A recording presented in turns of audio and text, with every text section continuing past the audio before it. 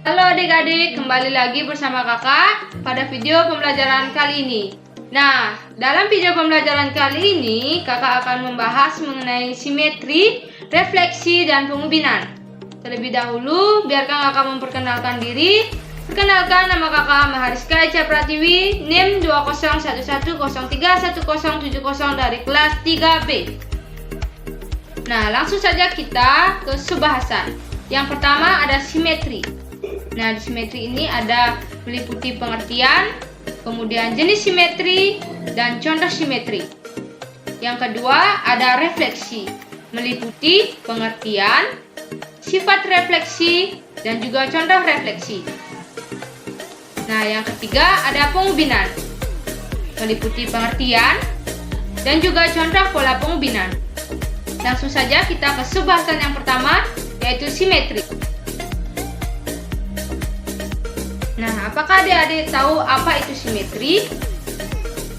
Nah, suatu bangun datar akan dikatakan simetri jika bangun tersebut mampu saling menutupi ketika dilipat maupun diputar, sehingga dapat disimpulkan bahwa terdapat dua jenis simetri, yaitu simetri lipat dan juga simetri putar.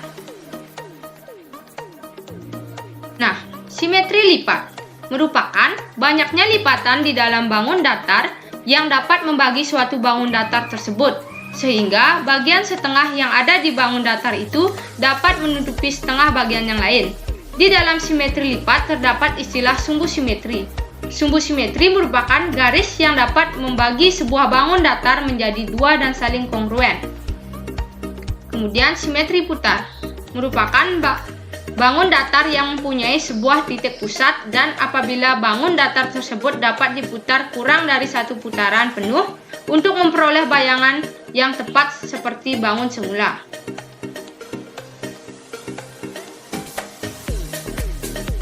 Nah, jika adik perhatikan pada gambar di layar, itu merupakan contoh dari simetri lipat. Ada segitiga sama kaki, segitiga sama sisi, ada segitiga siku-siku sama kaki, kemudian ada persegi panjang, persegi, trapesium sama kaki, layang-layang, dan juga belah ketupat. Nah, tidak semua bangun datar itu memiliki simetri lipat. Contohnya segitiga sembarang. Segitiga sembarang itu tidak memiliki simetri lipat. Nah, sumbu simetri digambarkan dengan garis putus-putus, dan apabila dilipat atau dipotong mengikuti garis tersebut, maka akan terbagi menjadi dua bagian yang sama besar. Kemudian ada simetri putar. Nah, bisa adik-adik perhatikan pada gambar di layar.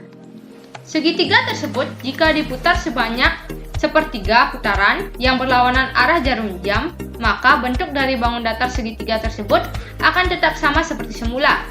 Dan jika diputar kembali segitiga sama sisi tersebut sebanyak 2/3 putaran, maka bayangannya masih tetap sama persis dengan bentuk semula. Maka itu artinya segitiga tersebut mempunyai 3 simetri putar. Kemudian kita ke subbahasan yang kedua, yaitu refleksi.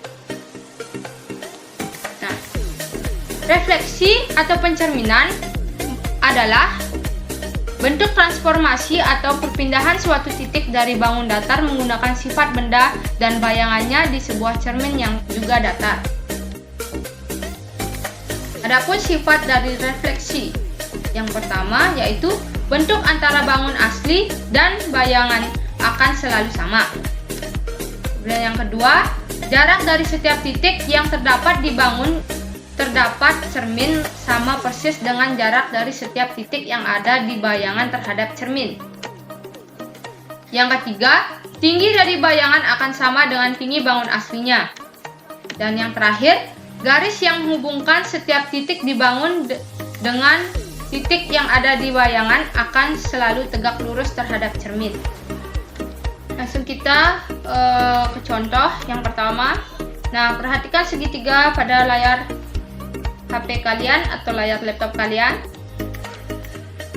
Nah, sesuai dengan sifat pencerminan, maka didapat berbagai hal sebagai berikut. Yang pertama yaitu segitiga ABC kongruen dengan segitiga A aksen B aksen C aksen. Akibat dari penyataan ini, luas segitiga ABC sama dengan luas segitiga A aksen, B aksen, C aksen.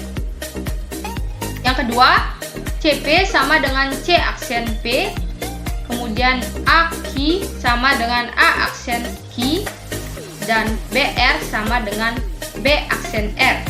Atau dengan kata lain, jarak titik sudut segitiga ABC ke cermin sama dengan jarak titik sudut A aksen B aksen C aksen ke cermin. Yang ketiga, tinggi segitiga ABC sama dengan tinggi segitiga A aksen B aksen C aksen.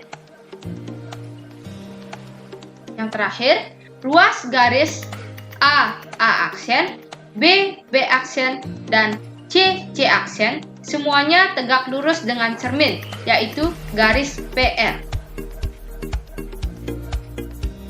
Kemudian kita masuk ke subbahasan yang ketiga, yaitu pengubinan. Nah, pengubinan merupakan prosedur penempatan bangun datar dalam suatu luasan secara tepat tanpa celah. Dengan pola pengubinan dapat disusun dari satu jenis bangun datar yang sama maupun dari berbagai jenis bangun datar yang berbeda. Nah, adapun contoh pola pengubinan. Yang pertama, pola pengubinan persegi panjang, pola pengubinan persegi, dan pola pengubinan segitiga. Baik, sampai di sana penjelasan dari kakak. Jika terdapat kesalahan yang baik kakak sengaja maupun tidak sengaja, kakak mohon maaf. Kakak ucapkan terima kasih. Sampai jumpa adik-adik.